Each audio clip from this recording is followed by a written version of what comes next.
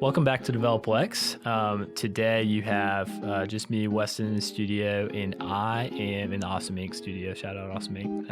And I am here with Jake Riordan.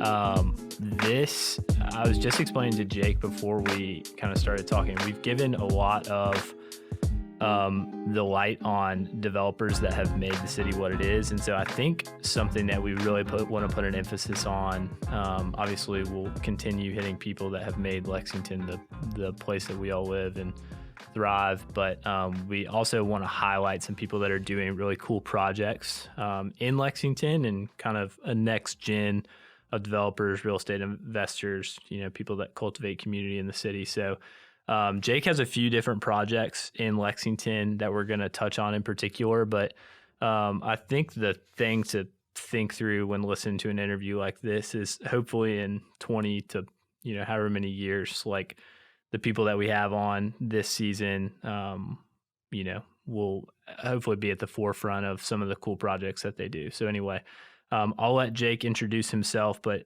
Jake Riordan, he's a principal of TaylorMade Development in Lexington, and we'll get into some of his background, but I'll let him take it away. So Jake, welcome on. Yeah, man, appreciate it. Thanks for having me. Yeah, absolutely. First time on a podcast, so I'm a little nervous. The good thing is not live radio, so anything you say will not be held against you. Well, that's less exciting. Then. Yeah, or we don't have to. So we'll get into a little bit of your background and then maybe get into the nitty gritty of what you do day to day. So give us a little bit of background, where you grew up, education, what gets you excited, all that kind of stuff. Yeah. I grew up in Gainesville, Florida. I'm a Gator. Went to the University of Florida. Most Kentucky fans. It's weird. Kentucky hates Florida, but Florida doesn't hate Kentucky at all. Like Florida, our rivals are like Florida State, Miami, Tennessee, LSU, in that order. So I feel like Kentucky, it's like Louisville, Tennessee, and then it's like Florida. Yeah. Well, Florida's not on Kentucky's radar, but for some reason, Kentucky, it's because you guys beat us like how many times? Yeah, you guys have got us the last 3 times in football. Yeah, so it's hard. It's hard to not make some sort of fake rivalry out of that. Like I say, it's hard to beat somebody 37 times in a row in football. Yeah. But no, I grew up in Gainesville. I went to school down there. I played baseball at Florida. I lived down there a little while after and coached and taught school, actually. I taught high school. And then I moved up here in 2006. Okay. So my wife and I moved up here in 2006.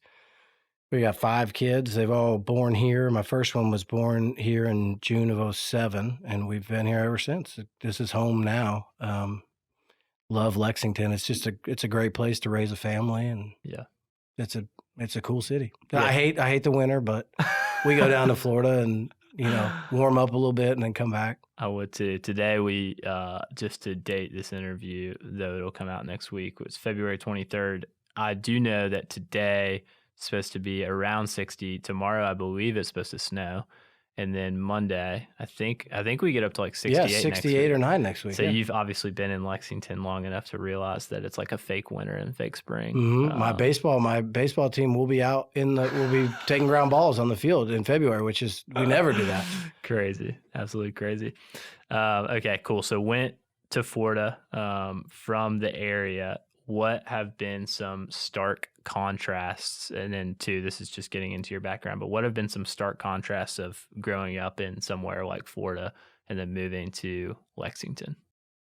Was there a big learning curve? Yeah, Lexington, and I love it. I do love it. It can be a little bit of a tough town. I mean, there's a lot of, kind of groups and pockets of people. I think most of the people here in Lexington are beautiful people, and it's a great town.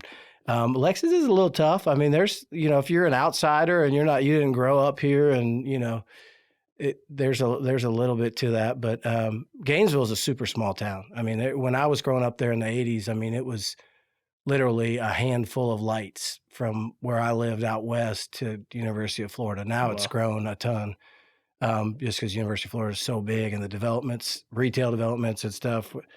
And we're part of one down there too. It's booming. I think probably it's triple the size now, maybe 4 times the size Gainesville is compared to when I was growing up down there. Gotcha. So moved to Lexington in what year you said? We moved here at Christmas of 06. Okay. And then obviously you're sitting on a podcast now that is real estate development and investing centric. Kind of talk about the trajectory of you get to Lexington around 06 and how are you sitting here today? Yeah, sure. Yeah, I came here. My dad was a real estate broker in Gainesville, but I never did anything in Florida with it back then. I moved here and just didn't know anything about anything. I got a real estate license, went to work for one of the brokers, residential stuff, just to kind of figure it out. Just I wanted to get into real estate and see what was what. And I did that for a couple of years, and then I just got into buying houses and rehabbing them, selling them, the whole gamut of it, buying them, renting them, flipping them, doing whatever. Yeah. And then that kind of morphed into some other stuff, got into some development stuff with a partner of mine, a builder. And we did some land development stuff, a couple of little small deals. And I kind of figured out that was more what I wanted to do. And so I did third party brokerage stuff maybe for a few years. Yeah. Not many. Yeah. I don't even have a license anymore. It's been years since I've had an active license. I don't even know how long. But yeah, then got into some development stuff and just kind of figured out that was more exciting and just that more so than doing the rehab stuff. Yeah. And it was just a rat race. There were so many people in it and so many people trying to do it. That can be a good thing. It's just kind of wanted to look at a little more bigger picture and, be able to plan out more than just, all right, we're going to flip these handful of houses or whatever this year.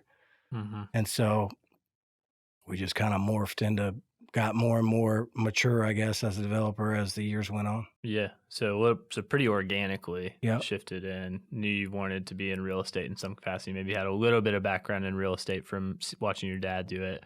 So at least knew like something about a house, Yep. something about a contract. Not a whole lot. Not a whole lot. Had heard the word contract before, but Yeah, then not a organically. lot. Okay. So then what would you say your title is now, if you have a title, and how would you describe what you do? Yeah, developer.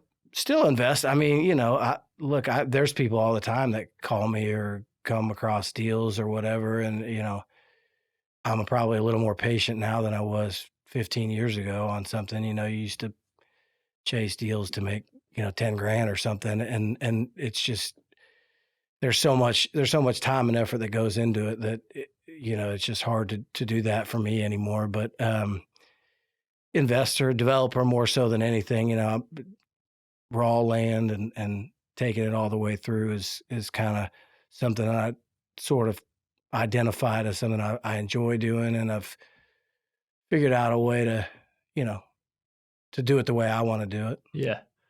Yeah. So, walking into work on let's say 9 a.m. on a Tuesday morning. I'm not at work by now.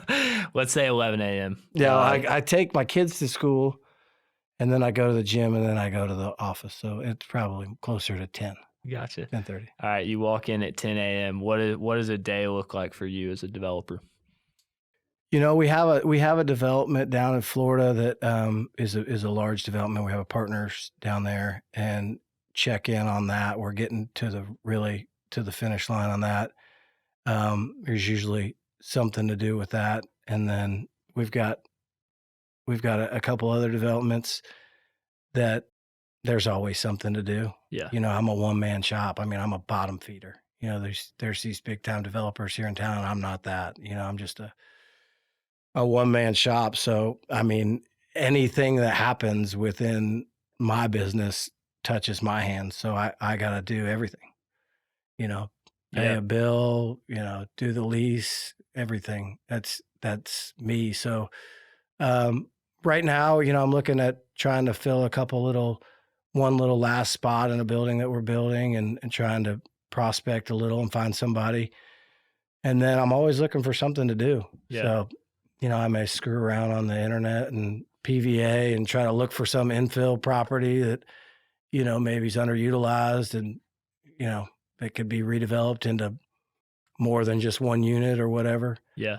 Those deals seem to be few and far between now, but, something like that. And then by about 3:00, 2:45 or so, I got to go with the kids, and then baseball practice starts, right afterwards, or whatever sport it is. Right now it's baseball practice, but maybe it's a basketball game or wherever. I got one that played middle school basketball, so we'll have a, game in wherever, Somerset on a Tuesday or whatever. Yeah. Got to get down there by 5:30. So I got to help with one of the kids, or two of the kids, or three of them. So I got one that's getting ready to drive, though. That's exciting.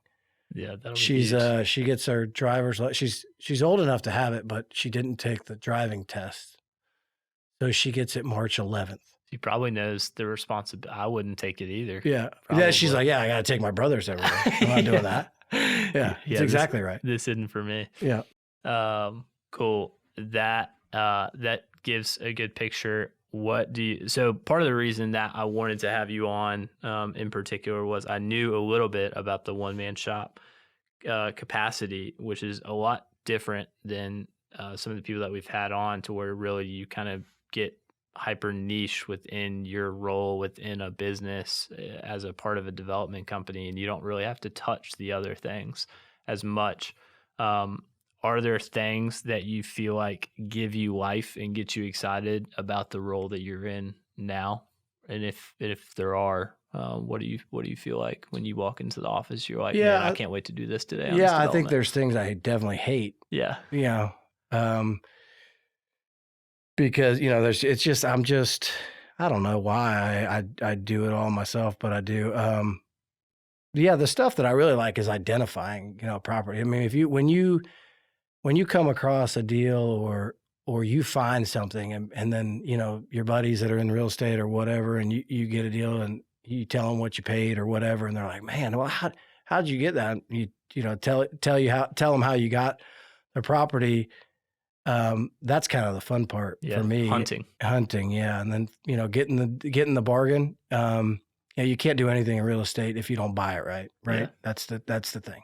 Yeah. I mean, if you overpay for something, it doesn't matter. Now, I say that. I mean, there's like trophy real estate that if you're super wealthy and you can afford to buy that trophy real estate, or real estate doesn't come on the market very often and you can pencil it. Yeah, that's different. I'm not that guy. So, yeah.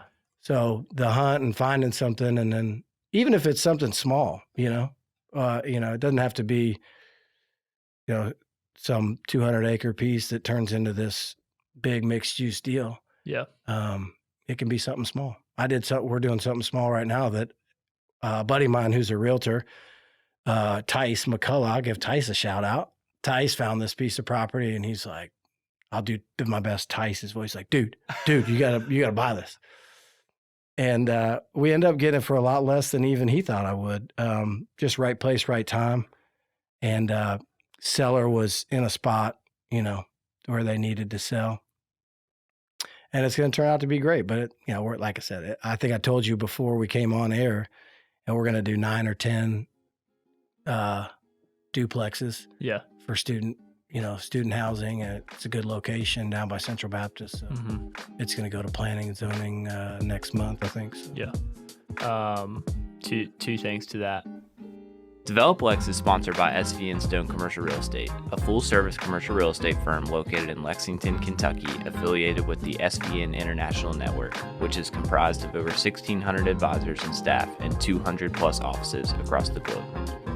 The SVN Stone team consists of experienced commercial real estate advisors in the heart of the Bluegrass. SVN provides commercial real estate services to large corporations, middle market businesses, and individual entrepreneurial investors. Serving the greater Lexington area, SVN offers advisory services for sales, leasing, management, and development of commercial properties locally, regionally, and nationally.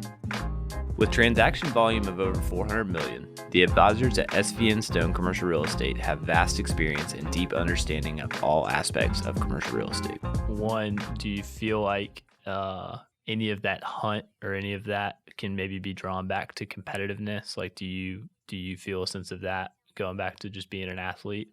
Yeah, I think probably, it's easy to have somebody just hand you a deal and, you got access to capital, and having the wherewithal to understand what a good deal and what isn't a good deal. And then going and executing and buying a piece of property and man, all that stuff. But, I think doing something that takes some vision and takes some forward thinking and takes some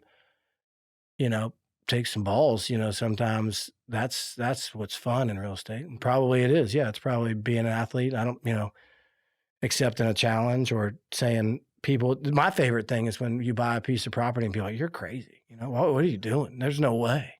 And that's happened to me before. And then you get on the other side of it and you're like, see, told you. Yeah. It worked out fine. Yeah. No worries. Yeah.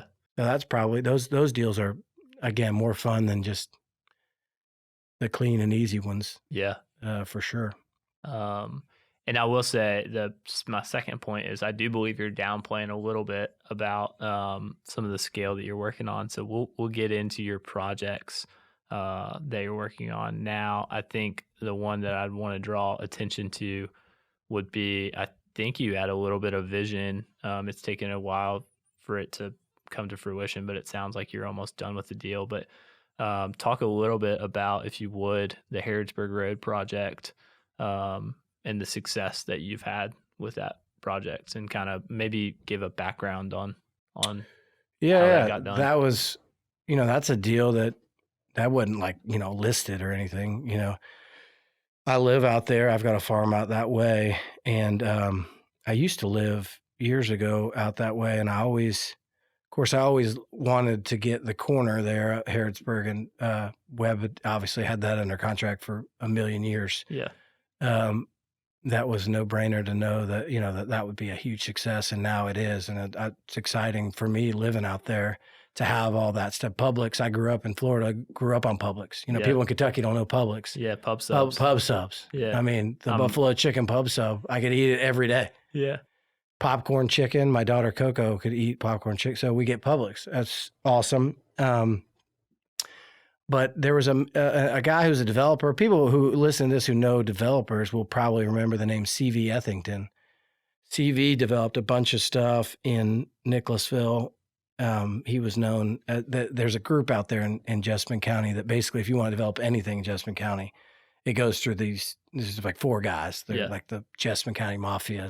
I was going to say, I think I've heard the word mafia. Yeah. So CV was part of that. CV was a friend of Jimmy Ball. Jimmy Ball is a partner of mine, has been since I first got into real estate. He and I built a bunch of houses together, and he built them. I was part of the partnership that built them, but he actually did the building. Jimmy taught me a bunch about how to build houses and condos and stuff. So he's been a big help to me. But Jimmy and CV went way back. Of course, CV developed a bunch of stuff out there, and Jimmy built for him. And he called me one day. Jimmy did. He said, "I think CV would sell that property." And I was like, "Really?" That was their house. They lived there with Mo Ethington, and he said, "Yeah, I think he'd sell it." And I was like, "Well, what's the deal? Well, how much?" And he gave me a number. We went out there and met a couple times, and I went back to my partners and said, "Do you think we can do this?" And they said, "Absolutely." So we put together. CV was very, very generous. I mean, he gave us all the time in the world to make sure the development plan would work and that the city would okay it. And we had a couple different versions that went back and forth with the city. We had one that was originally all retail out there. A shopping center with a anchored tenant and a grocery, and that was one way to do it. A lot of pushback in that regard. I don't think that would have ever have gotten approved by the city anyway. Then we came back with a mixed use, where we buffered and we did residential and then, townhomes and then the retail, and worked with the neighborhood. And, it got tons of support from the neighborhood. There was a little bit of pushback still, but, by the end, I think everyone was pretty happy with the plan that we'd put together out there. And, here we are. We went a little bit slow, but it was sort of intentional, just because we knew that there was land around us that was still being developed, and that can be, you look at that and, speed kills sometimes in real estate. And so I think that had we gone faster, not our retail portion of it, I think we probably added a lot of value on our retail part of it by going slower, if that makes sense. No, 100%. I think you've kind of let the momentum get there, is what and, it feels and like. we had, the residential part of it was always going to be first. Yeah. And so the single families I don't know that there's any, we've sold all the lots or partnered with builders to build all the lots. And I think they're almost all done. There may be a couple still back in there that are getting framed up in the cul-de-sac, but that Jimmy Ball's doing. And then there's a couple of townhomes. I think there's one closes today. I know that, actually. I've got to go over to attorney right after this. He's actually about to leave. Yeah, there is one. There's a closing today for one of them.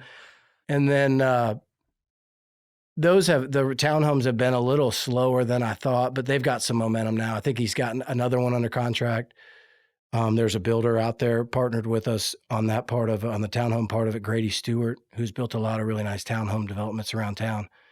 He's building those. And so, yeah, I think that the timing of it probably couldn't have been better, although rates have gone up quite a bit. Other than that, I think it's been good. Yeah. And obviously that's a kind of a mixed use with some residential and retail. Were there any, did you just jump right into that, or did you have any past experience that was, maybe helpful in comprising that kind of development? Yeah, we did sort of a smaller scale, but, up the street, I developed, there's a Sedona Tap House that we still have, and a professional office building next to it, and back behind there, we probably did 15 or 18 homes back behind there. Not exactly the same, but similar in that, we had retail out front and residential behind. And then in Gainesville, we have a large mixed-use development that's just south of UF's campus, that's got all sorts of stuff in there. And I sort of cut my teeth learning on that. That's a development that's been going on probably 10 years, and we're getting to the tail end of it, but sort of learned, although it's a different market, kind of how the game is played, especially with regards to retailers. Yeah. And how that works. And also timing of when you want certain things to come out of the ground, as far as how many residential doors relative to the retail square footages that come out simultaneously. Mm-hmm. And that project's a much larger scale, but I think I learned a lot from that. And kind of when we went to Harrodsburg Road, it was always, let's do the retail or the residential part first. And I really thought, I thought the residential stuff would go faster. Mm-hmm. I did, just because at the time, there was nothing. There was no new construction almost anywhere going on. And then I think probably rates going up and that high end of a home, it was slower, but then they got some traction, and those homes back in there went for, they were $1 million homes. Wow. When it was all said and done, that's just crazy to think of. Yeah. Those would have been 10 years ago, those would maybe have been 5, 6, maybe at the most. And so that helped us, we got a little more of a premium on the lots because of what the retail asking price would end up being for the homes. Yeah. My follow-up to that would be just to tie it kind of back into, enjoying maybe the hunt and putting a deal together. What kind of characteristics about that Harrodsburg, again, because just to be very clear about what we're talking about a Chick-fil-A, 7 Brew, Kroger Fuel. There's going to be a multi-tenant retail center, and then there's residential behind. So just so everybody knows, and that's right past the new Publix development, which is a very large retail development. What were kind of maybe some of the characteristics, because you saw that early, what were some of the characteristics that you saw in that property that you then were like, I think that we could get? I don't know if you had Chick-fil-A in mind, but were there KPIs? Was it just a feel thing, or? Yeah, I'm not KPIs is not. I'm not a very I guess formal investor like that. Like I looked at it. And I'm like, man, this is South Lexington. You're in Fayette County. I knew just off a feel the traffic counts. Right, we knew we had a signalized hard corner. We knew that the city was going to ask us for connection to Madrone Way because there was Stubb Street right to the property. So we knew that road they were going to ask us to bring that through, which created, another access point into the neighborhood. And then, just knowing the demographics out there, having lived out there, I lived in Beaumont for a few years. And just, seeing the type of the residential stuff in Palomar and what was going on. I had just developed at the time, I'd just done a 12-unit townhome development off of Cave Hill Place, which is just kind of a small little road that's back in Harrods Hill. And we'd done really well on the townhomes. And so I had a pretty good feeling on what we could get on a price per foot retail wise on the townhomes, which ultimately, led me to a value on the townhome lots. And then you just start penciling it out, right? And your site work and infrastructure and all that stuff, and figuring out that we could get 80 plus, residential units in there, and then so much retail land. You figured it was going to be. You figured somebody at the corner was going to be willing to either have great credit and want to go in there and pay a pretty decent number, or you felt good about that part of it. The corner at least. The rest of the land, I was kind of back and forth on what to do. Do you build a couple of buildings and just try to fill them up as just a big multi-tenant center, or try to do an outlot farm, and went back and forth on how to do that. And then we just kind of waited. And some of these guys, obviously Chick-fil-A was a big driver. When they came in, everybody wanted to come in after them, and it ended up working out. Kroger was surprising. Yeah. That was a shocker. Yeah. To get that phone call and command that type of a ground lease rent number from them when, there's not even a Kroger there. Yeah. Yeah. I don't know of, and I asked the broker, I don't even know of another Kroger fuel that isn't at a Kroger. That's pretty amazing. Which is weird that they went there, but I don't know why. They've got one, they've got the Kroger down at Bell. Oh no, that's a different brand. There's the Bell Reeve Kroger that doesn't have a gas station. And there's Circle K. It's a Circle K. Yeah. Then there's a Kroger in Beaumont that's got a Kroger fuel, but I don't know. They've got a reason why they did it. Yeah. I don't know what it is. Yeah. I joke. I do 95% retail real estate. And so, but it's a really easy equation for, I think, a lot of the retailers of, if there's a Chick-fil-A committed, you should go there. Yeah. Like, you don't really see Chick-fil-A miss on many sites. Mm-hmm. And if they do, then they probably bring How many dark Chick-fil-A's do you see in the country? None. No. Never. No, they might move across the street or something because the landlord's the worst, but just to stick it to them. But that's about it. And I think the comment that you made is something that a lot of the more successful, it can backfire, but most of the successful developers I know have that gut instinct that you did. You said you're not a KPI guy. I think a lot of the most successful ones that we've interviewed and that I've talked to over kind of the duration of my career have that gut feel. Sometimes it's luck. Oftentimes it's really not. But I did want to have a follow-up question to that. Obviously, you mentioned the fact that you had some time, that CV gave you some time on that deal. What did the process actually look like? And maybe as it relates to time of, okay, we've found this piece of dirt. We know that it's probably going to be a good site. Let's go get it under contract. Are you then going and doing entitlement? Are you going and shopping it to retailers? Are you going ahead and putting development plans together just to give a vision of, somebody that might be listening to this of like, yeah, maybe at some point I could do that. I feel really good about this piece of dirt. Yeah. I think that time for you as a developer to do as much diligence as you possibly can, and it doesn't cost you any money, is invaluable.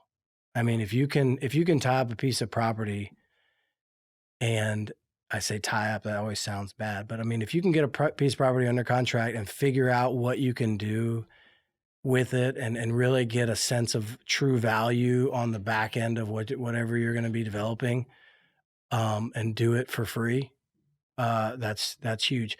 For me, it just worked out great. I think that CV had a lot of trust and faith in me that I was going to perform on the contract, irregardless. And he wanted to build a house down the street and move into it. So he was like, well, I'm not going anywhere. I'm not leaving until my house is done. So he was building a house, and, he would just call me every few weeks and say, oh, we got the frame, and come look. And I'd go over there. And I mean, CV he is the greatest guy. I mean, CV passed away a few years ago, and we call the development the Ethington, and CV is a great dude. But so, yeah, we were out, I was putting together a development plan. I was talking to the city. I was actively moving so that when he moved out, we could start moving dirt and start putting some infrastructure in, because that was a super challenging site to develop with, as it relates to the grades. It's all rock. Mm. I mean, we spent a lot of money hammering out rock. The whole thing has underground storage, water, so stormwater. So, that's pretty expensive to do. It's not a cheap process. Yeah. And then when it's rock that you have to hammer through to get down there and get the basin in, it's really not fun. So, we were working the whole time. Yeah, we talked to a lot of different. I mean, we probably had LOIs for the corner piece. I probably had 5 LOIs for the corner piece before we closed. That's when I was like, all right, we're going to be good. Yeah. And that was back before the whole drugstore craziness. Yeah. Before they all sold, and they were doing deals left and right. I mean, Walgreens was at my front door, like with a LOI to pay a big number for the corner, and like ready to do it. Yeah. And I was like, well, I can't do anything with you right now. I don't even know what we're doing yet. Yeah. Of course, then they, that Rite Aid and the whole thing happened. And now those deals are, unless you were like on Main, those deals all just went breaks. Yep. And so they didn't, once we got going, reach back out to them, and they were like, no, we're chilling right now. So, and it's funny, Chick-fil-A,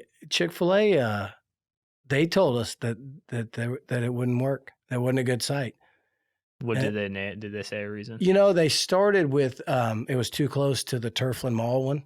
Okay. And I think once they have that sophisticated real estate team over there at Chick-fil-A. So they have drive time calculations that say exactly how close they were to it. And I think it was something like 7-minute drive time. You can't be within, or something like that. And I was telling them, it takes longer than 7 minutes to get to the site. You go sit I was like, I live time. here. I know I know you're in Atlanta, and I know you have something that's telling you it's 7 minutes. It's not 7 minutes. Yeah. It's 10 minutes to get out there. Easy. And I think actually their team came and drove it, and they were like, he's right. This takes a lot longer to get out here. But I did find out that's the second highest. That Chick-fil-A is the second best Chick-fil-A gross sales in Central Kentucky. I bet. It's gangbusters. Crushes it out there. Yeah. So, and they were like, we don't know if we can get to the sales numbers. And I was like, okay, to pay that kind of rent, whatever. And I was like, I think you're going to be just fine. So it's funny you say that about Chick-fil-A, and people, they never really choose a bad site. The guy who is the 7 Brew guy, that's his thing. Okay. He like looks for wherever Chick-fil-A goes, and he's like, yeah, I'm going to go right next to him. Yeah, he's probably schmoozing Chick-fil-A real estate people trying to figure out. Yeah, he's like, where's your next deal? Because he's wanting to open like hundreds of those things. Yeah. And he's like, wherever he finds out Chick-fil-A coming soon, he's like calling that landlord or trying to find somewhere close by. Mm-hmm. Craftsmen Contractors is Central Kentucky's one-stop shop for roofing, windows, siding, and gutters. CraftsmenContractors.com/contact us will get you straight to the form you need so that their team will get in touch about your project. Or just text Steven at 859-246-0108. When they finish your project of windows, siding, gutters, or roofing, you'll see what they mean when they say we build with integrity. I know that the rents are on the high side of Lexington. I actually don't know what the rents are in your development, but I know that generally speaking, in that They are portion, high because of all the rock. I was going to say, where are you deriving the rent from outside of comps?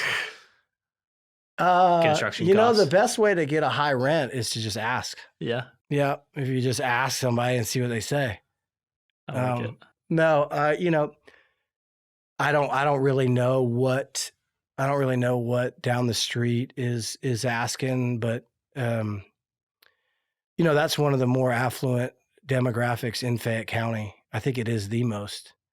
And so with that, there's a low, there's a certain type of tenant that wants to be out there, and then they understand, the building, it's a really pretty building that we're building. It's not, it's a great building. Brett Setzer's group is building, and it's not your stucco and cookie cutter. It's a really nice building, and it's got a nice presence. It's gonna sit out right at the street level, and you got a lot of visibility there and easy access. It's easy to get in and out of.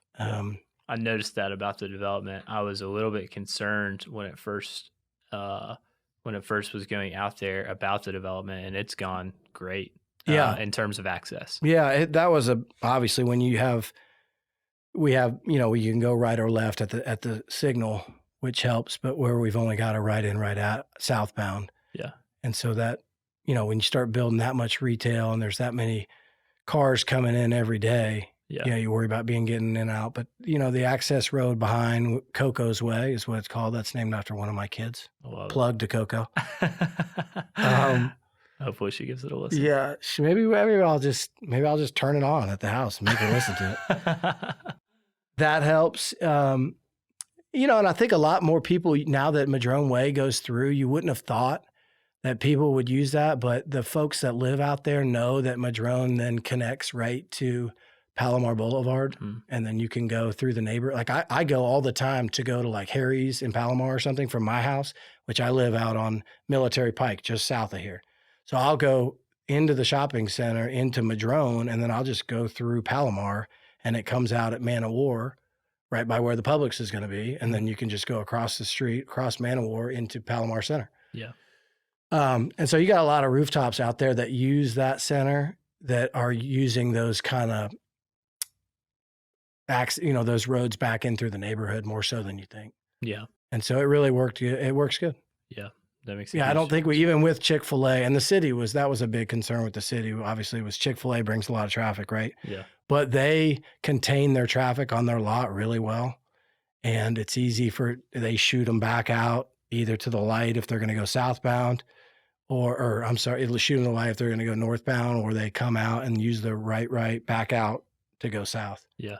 And so, I'm sure they wanted an access point to their site directly at one point in time. Yeah, they had that road back behind, and so to bring people in off the two main roads into the back side of the property really helps with traffic. Yeah. I mean, it really does, and I think probably that was the city. Yeah, I think they may have had another, you may be right, they may have had another point back there on Coco's Way that Chick-fil-A wanted, and the city probably told them no. I've never done a retail deal where the retailer hasn't in their original development. Yeah, they asked for like 4 ways in and out. Like, hey, you're in Lexington, by the way. Yeah, we're not getting a lot of curb cuts here. Right. Awesome. So maybe thinking a little bit forward, which is a huge part of the reason that we definitely wanted to talk to you. What are some things,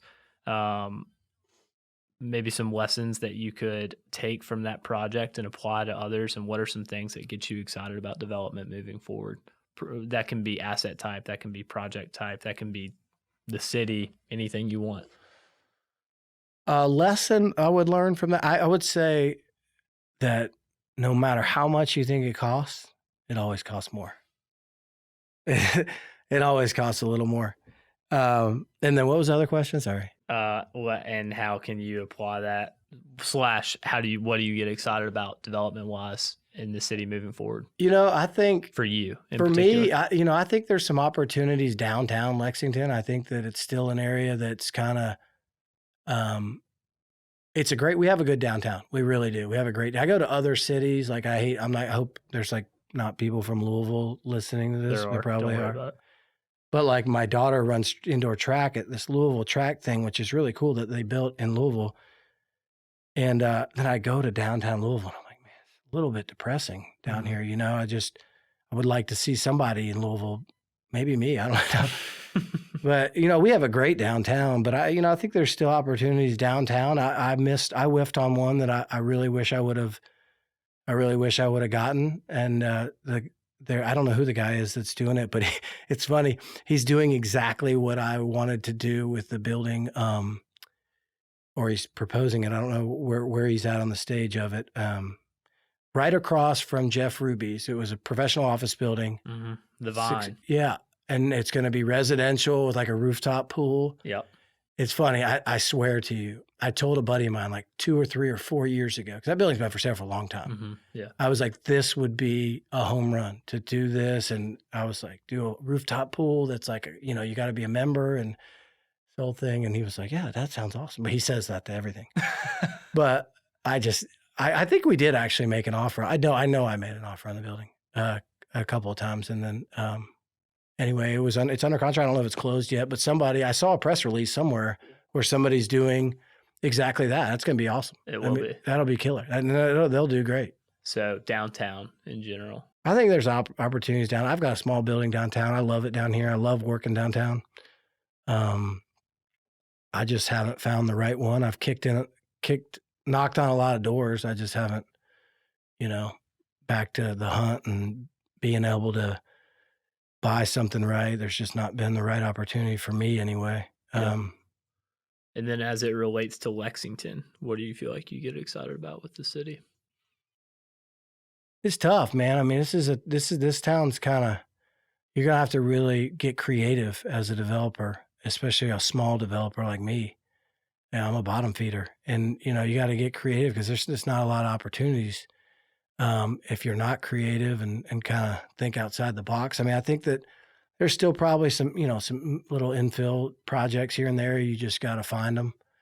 And then, I think you and I talked before we came on about, Richmond Road out all the way out to 75 over the, the next couple of decades is probably going to be an area that gets a ton of development. It's obvious. I mean, the city's said that, right? Yeah. They've identified that as an area where we can develop. I think that the challenge is that, there's only so many farms that are in the urban service boundary. There's talk last time about adding some acreage to, I think they did.